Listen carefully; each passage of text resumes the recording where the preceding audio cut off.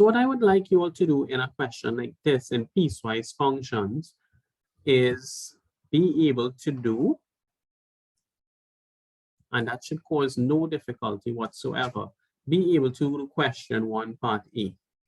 Right, there's one error in this though. Instead of f of -5, it's supposed to be f of -2. Right, I'm fixing the error now. So here you're finding f of -2, then f of 0, and of course f of 8. That's your part A. Right, for parts B to F, you can disregard it for purposes of assessment. Right, remember I taught you all of this last week. So you have the knowledge, but I won't assess you on this. I'll assess you on what is more relevant to your degree discipline, which is the financial work here. So you all should be able to do this in its entirety, right? So when doing something like this for practice, do 1 part A and do part B,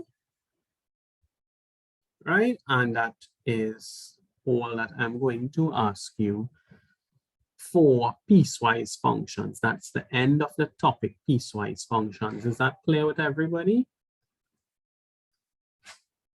Yes, sir. Yes, sir. Yes, Is it better thank now? you so kindly. The fact that I took it out, is it better now? Absolutely. Okay. Right, so that's what you could do. If you want to, it's for practice, I'll add one for assessment. Where would you find it? Let me show it to you now. The one for assessment, you see when you go to eClassroom here, right? When you go to eClassroom, look at this.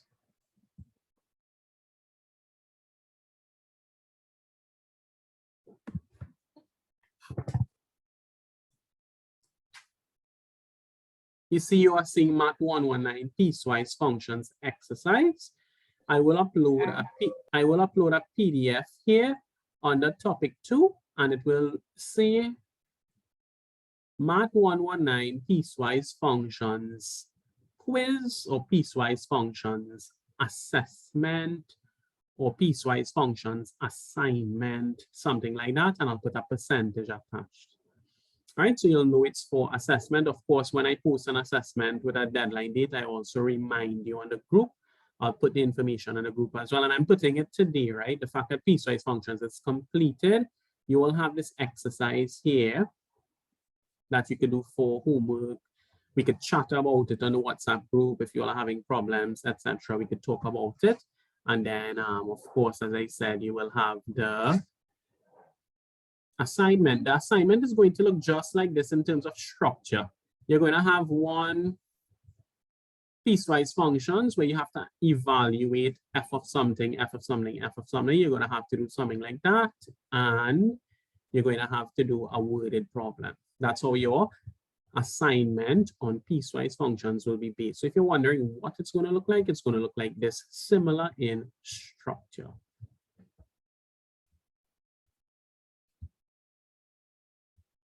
All right, you all okay with that? Excuse, sir. Yes. The issue that we were having with the quiz, right? Is that when we try to open it, we can't open it because the date has already gone. So we couldn't even get it open to do the practice right. on it. So what I'm thinking, you would have to change it to 25th. Yeah, I will change the date. What I'm saying, it's not for assessment, it's for practice, and I will change the date before the end of even this class. I'll change it. So when you click on the quiz, you'll have it for practice as well. Okay, great. Thank you. You're welcome. Right, so as it stands, guys, are there any other questions you all might have presently on piecewise functions?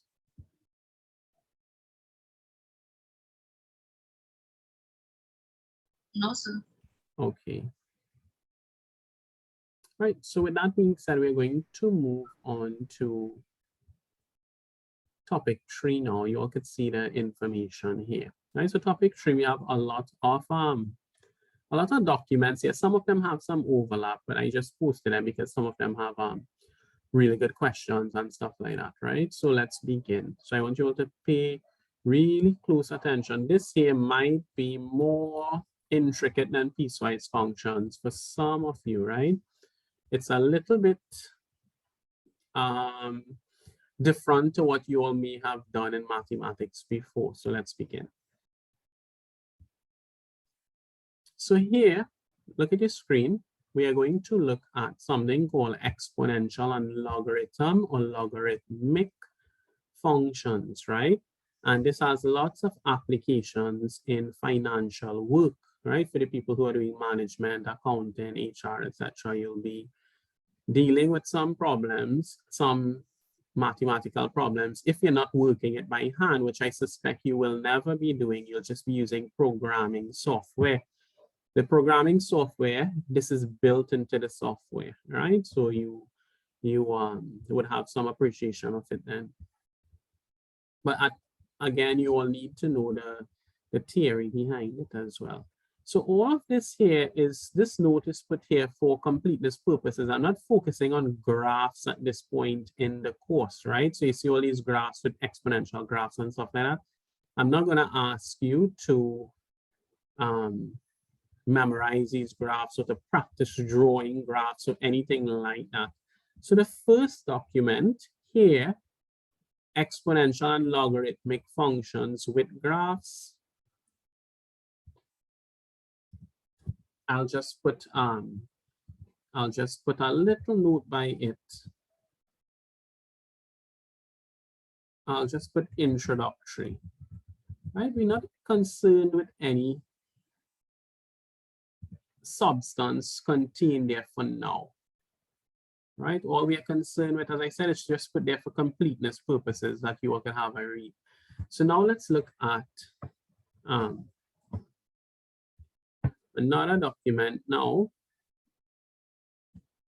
That is there.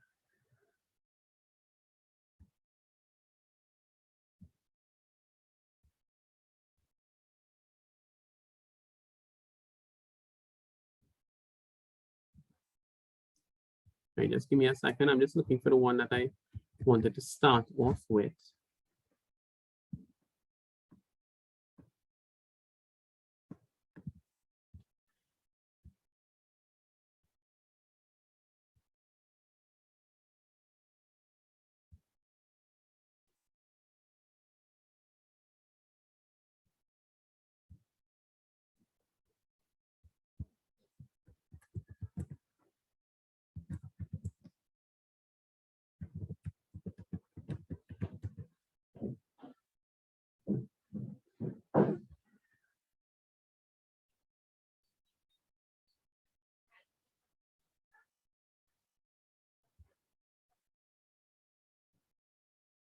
Right, everybody, look at the whiteboard.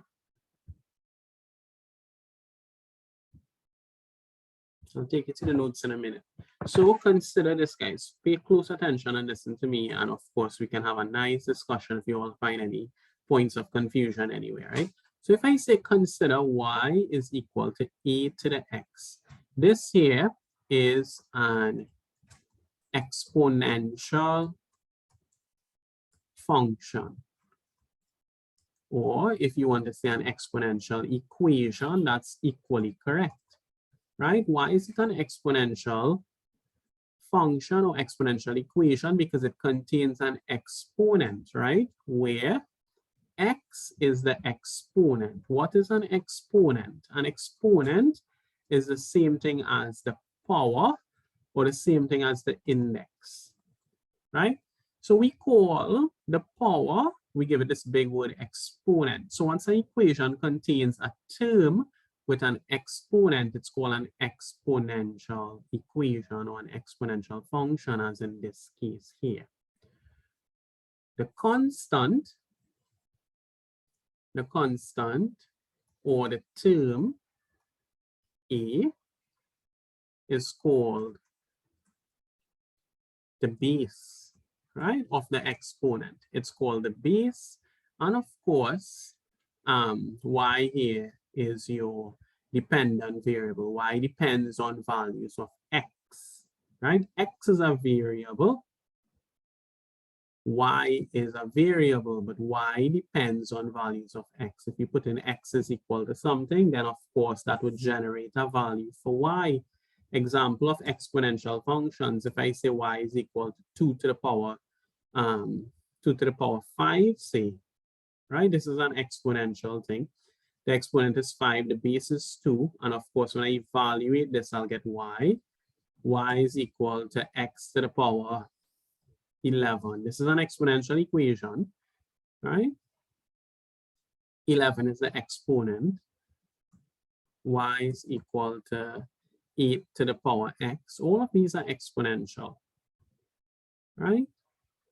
So we now are going to introduce something called a logarithm, which will assist us in solving such equations, right? If I ask you to solve this equation here, 4x, y is equal to 8 to the power x, using existing rules of mathematics, in most of the cases, it becomes impossible to solve, which is why we need to introduce another function, which we refer to as a logarithm. So we're going to look at logarithms now. So let me open our notes.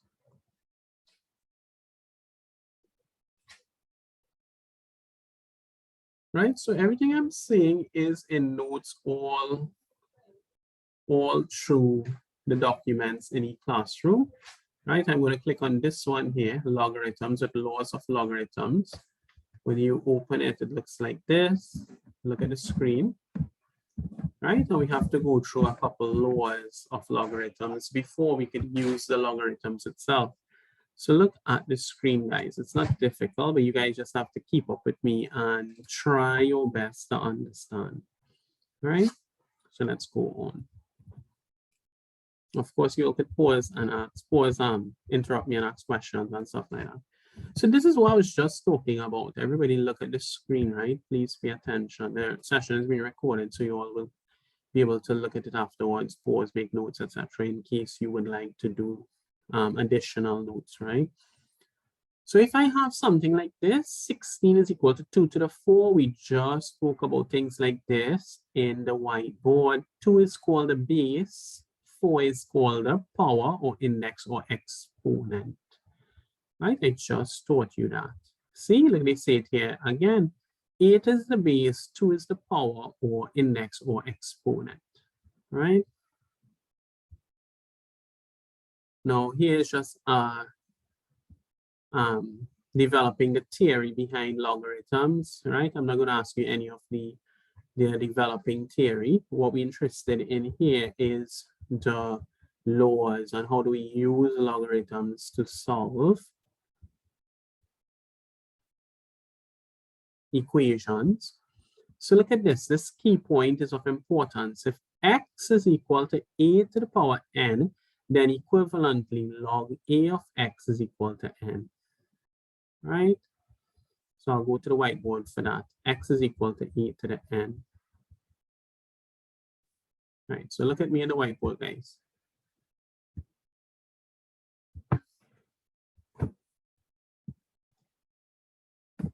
All right, if x is equal to a to the power n, then we can write, now look at this, guys. If I take log, if I write the word log, it carries a base with it. The base in the exponential equation is the same base I have to write here. Log to base a of, and I put the subject to the formula here of x is equal to the power always becomes the subject to the formula. So n always becomes the subject to the formula. So this is the structure, right? Let me give you another example. If y is equal to 8 to the power x in log form, this is, look at an example. You write the word log, you look for the base. What's the base? The base is x, so you write x as a subscript. You put y is the current subject to the formula, and you always get the power as the result or as the subject to the formula now. Then log to base 8 of y is equal to x. Let's do another one. If p is equal to r to the power n, then put it in log form. Then you'll get what? Log, what's the base here? The base is r. Log to base r of p is equal to n. You always put the power as the subject to the formula, put the power by itself. Right? So these forms here, 1, 2, 3, 1, 2, and 3 are in exponential form. Those are equations in exponential form. 4, that's 4. This is 5, and this is 6. I'm just labeling it to show you 4, 5, and 6 are in logarithmic, or for short, I just say log. It's in log form, right? So with that being said, let me see if you all are grasping anything so far. So look at number 1. Can you tell me what's the log form of this equation here? 8 squared is equal to 64. What can I write? Anybody?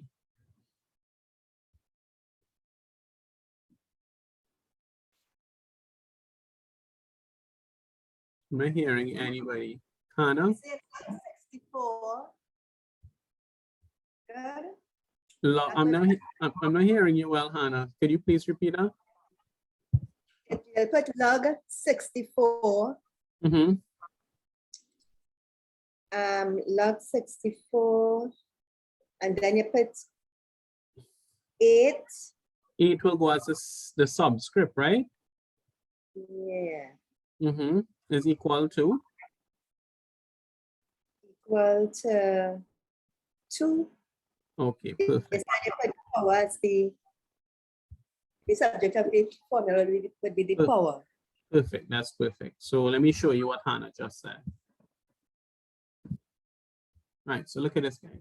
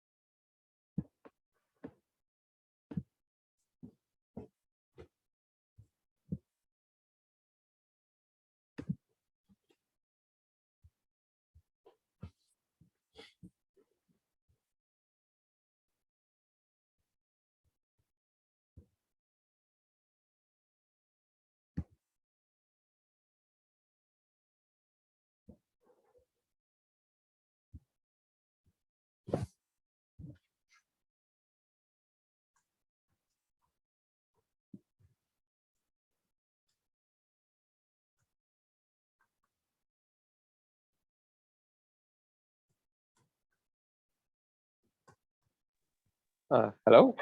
Yes. Sorry, I thought there was a problem on my end. Yes, 3, 6, 6. I'm just writing the question down and then we'll talk about it. 1 over 5. Right, so look at this. So look at the example, everybody. This is what Hannah was just saying. I'm going to discuss it with you and then we'll do some more, right? So in question 1, we want each of these in log form. So in log form, we write the word log. We identify the base. The base is 8, so we write the 8 as a subscript. The subscript tells us the base of 64 is equal to 2. You always put the power as the result. The same thing goes for E, right? I put the word log, always start with the word log. The base is 10, so the base stays as the base of 1 million. is equal to 6. The power always goes as the result, right? And this one now, log, the base here is 5. Excuse sir, we seeing the screen with the exercise. We don't see the whiteboard. Okay, sorry about that. So it's here, right? So this is what we are talking about, right? You always put the base as the base, log the base 5 of 1 over 5, and the power always goes as the result. So these here are in exponential form. Those are equations in exponential form. These here are in logarithmic or log form. Right? Any questions on these? Anybody? These things come from marks and assessments. Huh? No Let me give- questions as yet. Let me give you one to try. Write in log form, right? This is how I can ask it in an exam. Write in log form, and if I tell you why, question 1 and question 2, A is equal to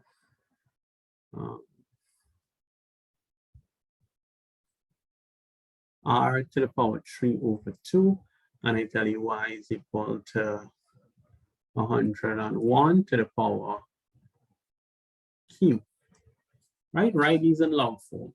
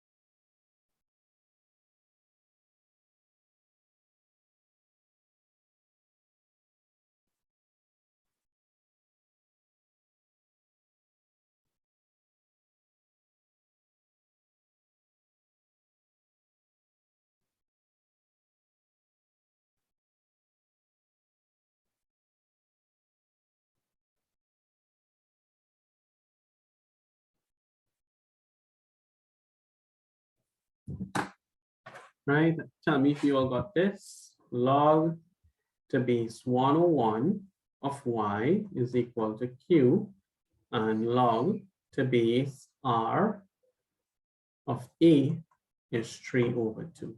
Did you all get those things? Yes, sir. Yes, sir. Yes, sir. Okay. Yes, sir. Yes, sir. Great work, guys. Right, I appreciate the responses. So now I have to show you how to do the reverse as well. That comes in exam as well, right? So going back to the notes.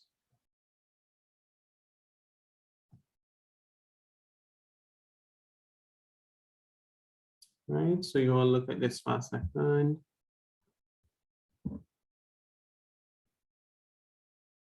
I'm going to show you how to do the reverse before we actually get to solving things with logs. Before I go through the rules on logs.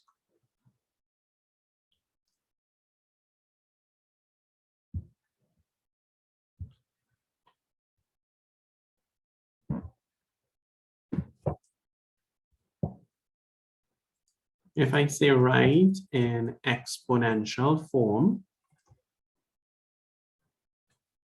and I give you these questions here, just so you'll see the questions. Let me write them down first. If I say Y is log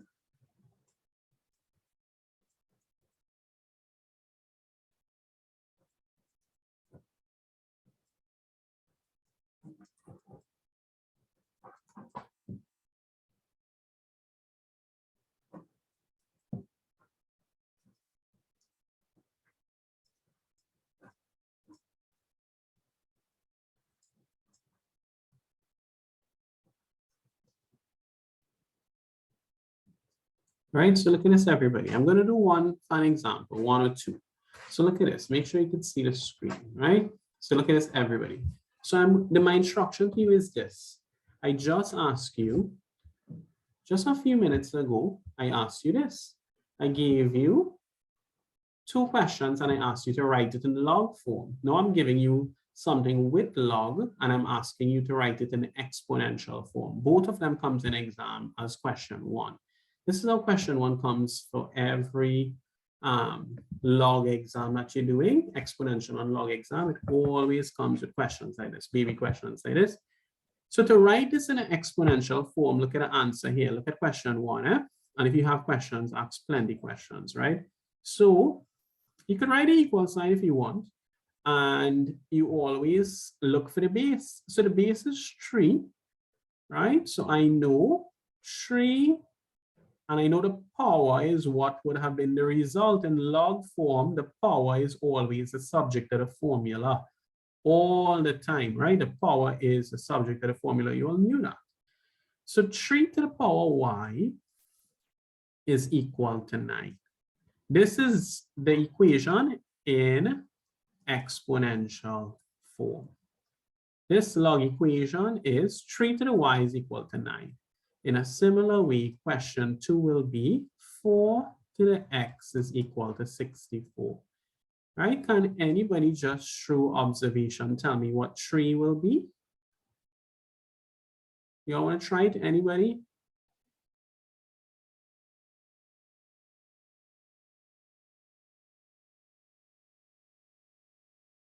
Nikita, what do you think?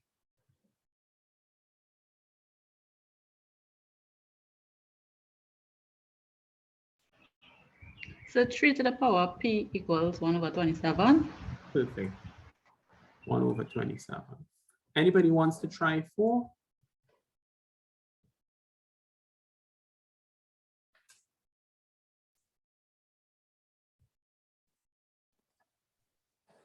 Two to the power of y equals 32. 2 to the power y is 32. Perfect.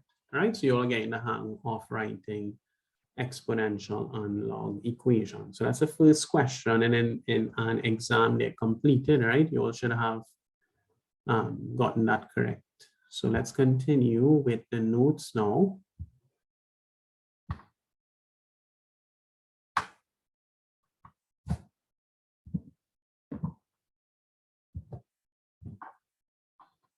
Right, so pay attention to this, everybody. Look at the screen, very important. If you all are paying close attention, it will, the lecture will be quite easy to deliver and you all will be able to understand it quite quickly, right? So just keep paying attention. I'm going to build on a theory now.